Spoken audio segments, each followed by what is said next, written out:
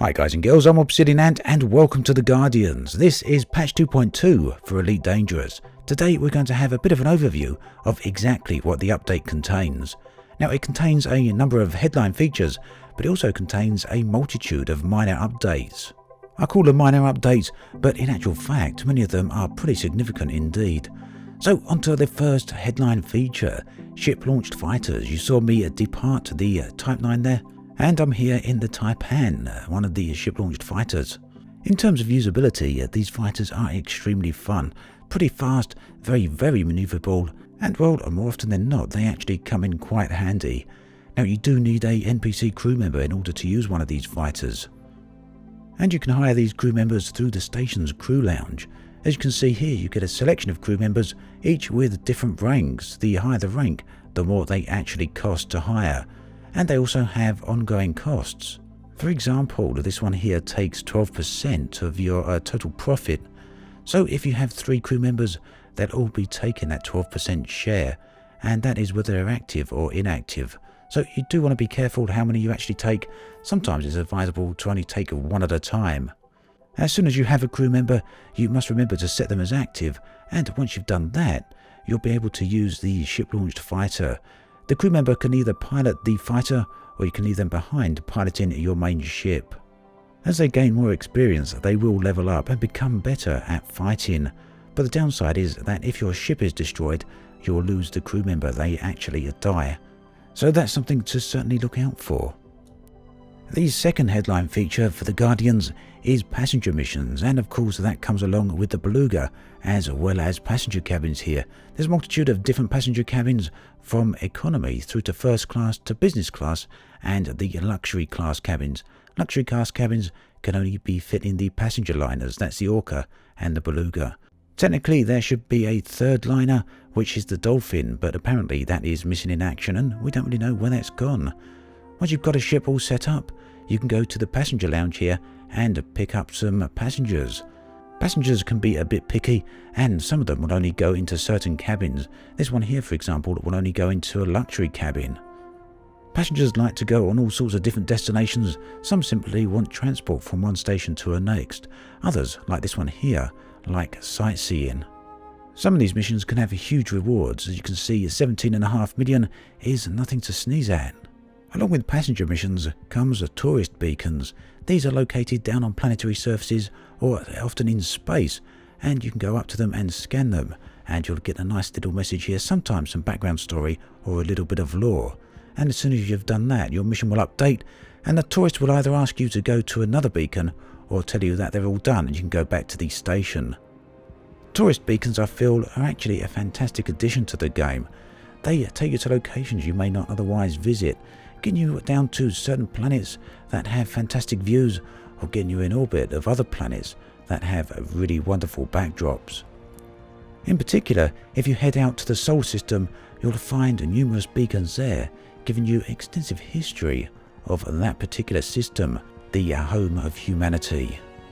And here, just for a moment, we get a brief passing glimpse of Venus. Rather stunning horizon there. One of the features that many people have been looking forward to is ship transfer and module storage in transfer. Here you can see module storage in action. You can actually remove a module from your ship and it goes into storage on that particular station, and you can then move it over to another ship. Further to this, if the module is located at another station, you can also have that shipped to your current location. There is a cost to this and a short time delay as well. Ship transfer works in a very similar fashion, and although prices have been up and down all throughout the beta period, they are finally getting to a point where it's reasonably affordable to transfer your ship. But those prices are based on the cost of the ship, so it can still get a little bit expensive, especially if you want to ship it all the way out to Jack Station or somewhere else that's quite far away. I suspect that in time, both module storage and ship transfer are going to become features that we can't do without. Volcanism has finally made its way into the planets of Elite. Now some of us, especially me, was hoping that this would also include lava worlds, but it doesn't seem to be that. For now, it's fumaroles and geysers. Geysers come in all types of forms. We got a magma one, and you also get water ones as well. But those are not the only types of geysers, as there are numerous other ones. Now, unfortunately, they can be quite difficult to find, and the only ones I've managed to see so far are the ones that other people have tracked down and shared the locations of. Currently, there's no in-game tools to allow us to find these, and they don't show up as points of interest either. Situated on some of these geysers are small crystalline structures. These can be shot at and then collected, and they'll give you a variety of different resources. Neutron stars and white dwarfs have finally had a pretty nice update. This here is a white dwarf. You can see the ejection cone coming out the sides of it, and neutron stars likewise also have an ejection cone, but these spin very rapidly. Much more than a simple graphical improvement, these stars now have additional features to them.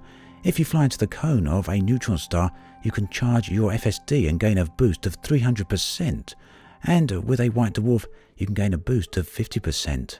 And although it's a bit dangerous, these can now get you to locations that were previously unreachable. Stars and planets are by no means the only things that have received additions. There are also new structures within space. These come in the form of military outposts, civilian outposts, ship docks, and of course there's the odd pirate base out there. Unfortunately, these don't have any new gameplay associated with them just yet, but that is something that Frontier have promised for a later date. For now, many of them have ships occupied around them, and you can get involved with combat with these if you like. Even without associated gameplay, these new structures really do serve to heighten the number of areas that are within space, and they go a long way to make these areas look vastly more interesting. The Guardians also comes with a load of new surface areas.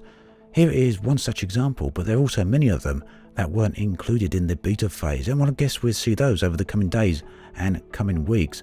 But some of them seem to be areas of archaeological interest, something of historical importance then, and maybe something of alien origin.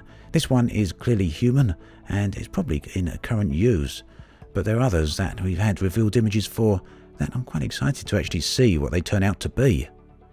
And let's not forget the new station interiors. All throughout human inhabited space, many of the stations have been updated with these new interiors. This one here is an agricultural station, but there are also industrial and high-tech ones as well. The graphics in these areas have taken quite a significant overhaul, and to be honest I think they look really nice. This here is all the default graphics with Elite. I'm not using any colour mods here, so you get an idea of just how nice all this actually looks. There's also a whole load of nice quality of life updates including with the Guardians. Notably on the galaxy map there are some filters that you can use to filter the route that you're plotting, and on the system map here you can zoom right in and get an up close detailed map of any planetary surface. As it stood during Beta 7, you needed to get up close and do a planetary scan of these planets before a map would be revealed. The sheer amount of content in the Guardians is far too numerous for me to list all in this one video, and if you do want some more detail, do check back over my beta videos that I released over the previous weeks. Overall, I feel that the Guardians contains a lot of content. There's something for everyone, and most of it is handled very well. Of course, not all of it is entirely perfect, and some of it can do with some more revisions yet. Most notably for this are the passenger missions. These of course can get pretty interesting, but on the other hand, many people feel that they are essentially just reskinned delivery missions.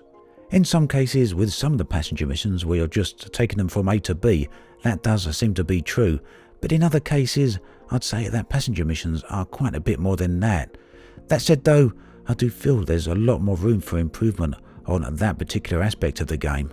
Frontier have used passenger missions to get players out both exploring and sightseeing, and they actually have done a pretty good job of this. And like I said early on, I really do like how the visitor beacons play into all of that. Ship-launched fighters, for me, have been a bit of a mixed bag. I really do like how these ships handle. I love how they fly, especially when racing through canyons and over planetary surfaces, and they're really nice to go fly through asteroid rings as well. In combat, they can be very powerful. They certainly do pack a punch, and they also can be a pretty evasive target. They're hard to hit due to how nimble they are and how fast they are, but when they do get hit, they crumple very fast. The new Npc crew members are a very nice touch, and the fact that they are all fully voice acted really does bring them to life. I like the fact that over time you're going to build a bond and a relationship with them, and that goes at risk when they ultimately end up getting blown up along with your ship. The side I'm not so sure of though with ship-launched fighters is their general use. No additional content as far as I could see has been put into the game in terms of missions or combat areas that you could use purely for your ship-launched fighters. So that leaves me wondering ultimately just how much use I will get out of ship-launched fighters. And the fact that they are limited to such a small number of ships limits their use even further. So overall, the ship-launched fighters have a fantastic implementation. They are very nice to use, but ultimately, bottom line, I've got to wonder just how useful their purpose actually will be. But that said, there is some content in the Guardians that wasn't a part of the beta. One part of that is the new archaeological sites that are out there, and another is only a rumour at the moment, but it is the apparent introduction of aliens. There's nothing solid on that, of course, so we're going to have to wait and see over the next few days and weeks if there are going to be any first encounters. But do keep in mind that at Gamescom there was a big deal made over the alien presence, and in fact the journalists were shown behind closed doors what appeared to be a huge alien capital class ship. On this side of things, what am I looking forward to? Well, personally I'd really love to see those aforementioned capital class alien ships. I'd also like to see some alien fighters. And one thing I'm really looking forward to is seeing when and if we end up getting pulled out of hyperspace by aliens, as in the original Elite game.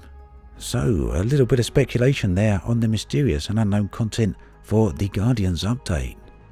Overall then, putting aside those very few small problems for the Guardians, and even though, as with the main game itself, it really does leave me hungering for some gameplay with additional depth, I really do feel that it's the best update so far issued for Elite Dangerous. As always, thanks for watching, and I'll catch you guys and girls next time.